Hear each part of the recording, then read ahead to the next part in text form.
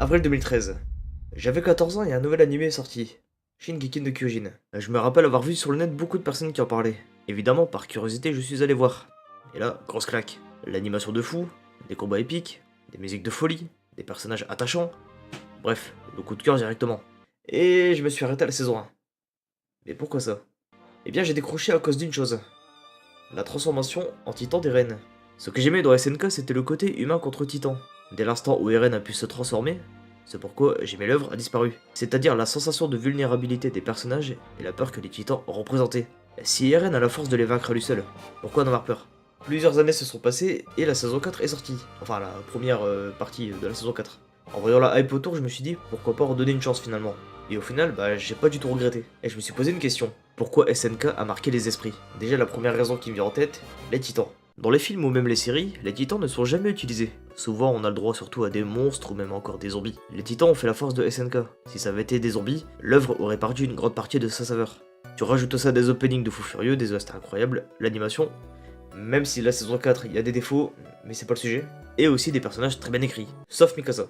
Mais ça, j'en parlerai dans une autre vidéo. La relecture de l'œuvre révèle des détails soigneusement placés par Isayama, créant une expérience captivante. Des foreshadowings subtils, des indices éparpillés dans les saisons, des mystères qui demandent à être résolus. Par exemple, dès la saison 1, on voit Eren se réveiller avec une clé autour du cou. Pourquoi? Cela pousse à la réflexion et crée une anticipation pour la suite de l'histoire. Ou encore quand Bertholdt allait se transformer dans la saison 2, mais celui-là il est assez connu. Mais bon, vous avez l'idée, il y en a plein d'autres. Mais alors au final, c'est quoi qui a déplu dans SNK? Et pour parler de ça, on va surtout parler de la fin qui a pas mal divisé.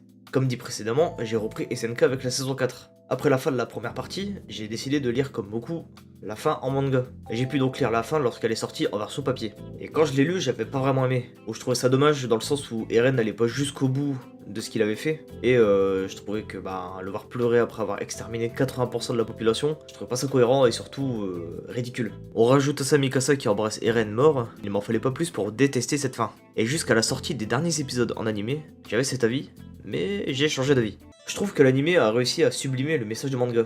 Je m'explique. SNK a un sujet récurrent, le cycle de la vie. Les mêmes erreurs encore et encore. Bon, vous connaissez l'image. Donc le message principal de SNK c'est, pour casser cette boucle, il faut changer les choses. Par exemple, pour les guerres, au lieu de s'entretuer, enterrer la hache de guerre et pardonner à l'autre. La leçon de vie à retirer ici est juste, pardonne à ton prochain pour arrêter le cycle de la haine. Maintenant je vais parler du second message que j'ai compris, qui est l'importance de nos choix. Nos choix ont-ils un réel impact? Au final, c'est comme dit Eren, tout est déjà écrit, a-t-on vraiment le choix? Si Mikasa avait dit à Eren qu'elle l'aimait, quelle aurait été la fin? Dans cet univers, la détermination personnelle émerge comme une force motrice, surtout incarnée par Eren. Même confrontés à un destin apparemment prédestiné, les personnages font des choix déterminants. Cela souligne la puissance de la détermination personnelle, de la volonté humaine, face aux circonstances les plus difficiles. Et dans ce monde où la volonté humaine semble parfois futile, cette série suggère que cette volonté peut influencer et modifier le cours des événements. À travers des dilemmes moraux, elle explore la force de la volonté individuelle dans la prise de décision. Chaque choix a des conséquences, et même dans un monde où le destin semble inévitable, elle nous rappelle la responsabilité qui accompagne la prise de décision. Les conséquences de chaque action deviennent une leçon puissante. Le thème philosophique du libre arbitre est au cœur de cette histoire, défiant l'idée que tout est prédestiné. Les personnages continuent à exercer leur libre arbitre, soulevant des questions complexes sur la nature humaine et la possibilité du choix. La série évite les réponses simples en explorant la complexité morale des choix. Dans un monde où le destin pèse lourd, elle présente des dilemmes complexes qui reflètent la réalité nuancée de la moralité.